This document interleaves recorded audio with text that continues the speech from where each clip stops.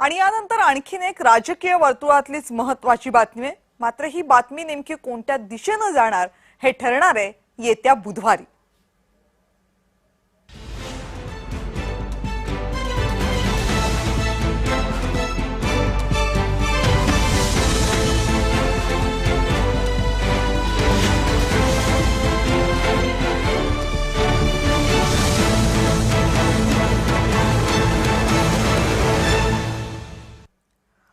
आणि येणारा बुधवार हा राज्याच्या राजकारणासाठी अत्यंत महत्त्वाचा ठरू शकतो, कारण 21 जानेवारी रोजी सुप्रीम कोर्टामध्ये उद्धव ठाकरेंच्या याचिकेवर अंतिम सुनावणी सुरू होणार आहे।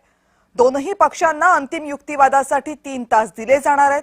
ही सुनावणी एकनाथ शिंदे आणि उद्धव ठाकरे यांचं भवितव्य ठरवणारी होऊ शकते, कारण शिवसेना पक्ष कुणाचा, धनुष्यबाण चिन्ह कुणाचं, शिंदेंचा उठाव बेकायदेशीर होता की कायदेशीर हे सगळं या सुनावणीच्या अखेर स्पष्ट होण्याची शक्यता आहे।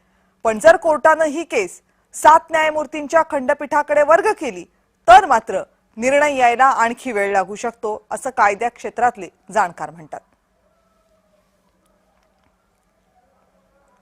या संपूर्ण सुनावणीमध्ये ठाकरे गटाचा युक्तिवाद नेमका काय यावर एक नजर टाकूया। मूळ शिवसेना ही उद्धव ठाकरेंचीच, आमदार खासदारांच्या संख्येवर पक्षाची मालकी ठरत नाही। शिंदेंचं कृत्य हे सर्वार्थानं बंड आहे, त्याला अन्य कोणताही अर्थ जोडला जाऊ नये।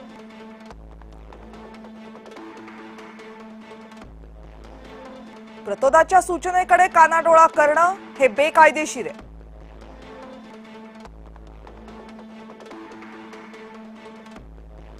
राज्यपालांनी विश्वास प्रस्ताव ठेवण्याचे आदेश देणं हे बेकायदेशीर आहे।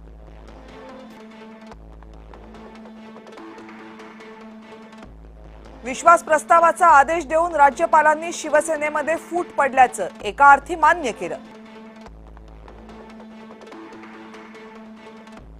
बंड केल्यावर शिंदे कोणत्या पक्षात गेले नाहीत, त्यामुळे शिंदेंसह सर्व बंडखोरांची आमदारकी रद्द करावी। 2016च्या नबाम रेबिया केसमधील निर्णयाचा सुप्रीम कोर्टानं फेरविचार करावा। आणि आता शिंदेंच्या शिवसेनेचा या केसमधला युक्तिवाद काय आहे तोही बघूयात। आम्ही शिवसेनेमध्ये बंड केलं नाही, आम्हीच खरी शिवसेना आहोत। अंतर्गत मतभेदांमुळे हा प्रसंग घडला, पण आम्ही पक्ष सोडलेला नाही। आमदारकी रद्द करण्याचा अधिकार हा फक्त विधानसभा अध्यक्षांचा आहे। आमदारकीवर निर्वाळा देण्याचा अधिकार सुप्रीम कोर्टाला नाही। विश्वासमत घ्या असं सांगण्याचा पूर्ण अधिकार राज्यपालांना आहे।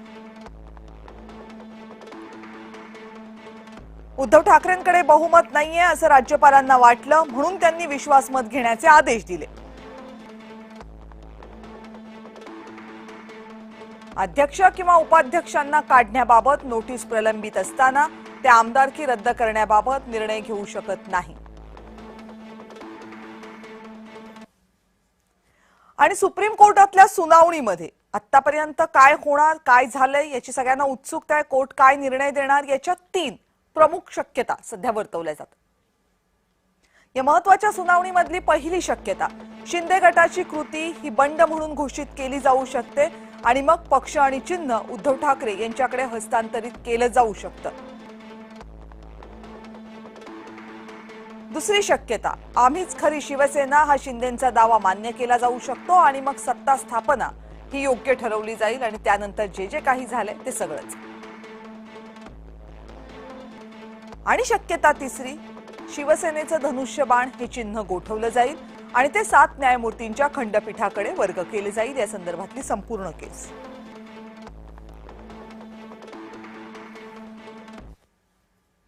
आणि उद्धव ठाकरे यांनी दाखल केलेल्या याचिकेवर काय निर्णय येतो त्याचा परिणाम फक्त ठाकरे आणि शिंदेंवर होणार आहे का? नाही। असे पेच भविष्यात पुन्हा निर्माण झाले तर भारतीय राजकारणाची दिशा ठरणार आहे। विधानसभा अध्यक्ष, राज्यपाल, निवडणूक आयोग, सुप्रीम कोर्ट या सगळ्या घटनात्मक संस्थांच्या अधिकार कक्षा या केसने ठरतील। त्यामुळे पक्षाचा आदेश सर्वोच्च की आमदारांचं वैयक्तिक मत सर्वोच्च, या महत्वाच्या मूलभूत प्रश्नाचं उत्तर या केसच्या निकालामध्ये मिळणं अपेक्षित आहे। जर पक्षाच्या आदेशाशी आमदार सहमत नसतील तर त्यांनी काय करावं, या प्रश्नाचं उत्तर मिळेल। आमदारांची स्वायत्तता मान्य केली तर मग प्रतोद जो आदेश देतो त्याला अर्थ काय, हा प्रश्न उपस्थित होतो। त्याचं उत्तर कदाचित त्यातून मिळेल। सभागृहामध्ये आमदारांनी कुणाच्या बाजूने मतदान करावं हा निर्णय पक्षाध्यक्षाचा असावा की सभागृह नेत्याचा असावा, याचंही उत्तर मिळू शकतं। प्रतोदाने दिलेले आदेश जर पाळले नाहीत तर आमदारकी आपोआप रद्द होऊ शकते का, याचंही उत्तर मिळेल।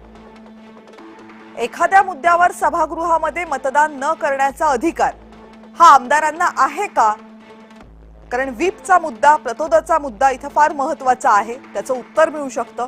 केवळ आमदार आणि खासदारांच्या संख्येवर पक्ष कुणाचा हे ठरवता येणार का, या सगळ्यात महत्वाच्या आणि कळीच्या मुद्द्याचं उत्तरही इथेच मिळू शकतं। एका पक्षाच्या अंतर्गत मतभेद असतील तर विश्वासमत घेण्याचे आदेश देण्याचा अधिकार राज्यपालांना आहे का, हाही सवाल आहे। काहीही झालं तरी विरोधी पक्षानं अविश्वास प्रस्ताव आणण्याची वाट राज्यपालांनी पाहावी का, हाही सवाल आहे। पक्ष आणि चिन्ह देताना निवडणूक आयोगानं निकष कोणते लावले पाहिजेत, याही महत्वाच्या प्रश्नाचं उत्तर मिळेल। आणि केवळ सभागृहात किती सदस्य आहेत, यावर पक्ष कुणाचा हे निवडणूक आयोगानं ठरवावं का, याही घटनात्मक प्रश्नाचं उत्तर मिळू शकतं।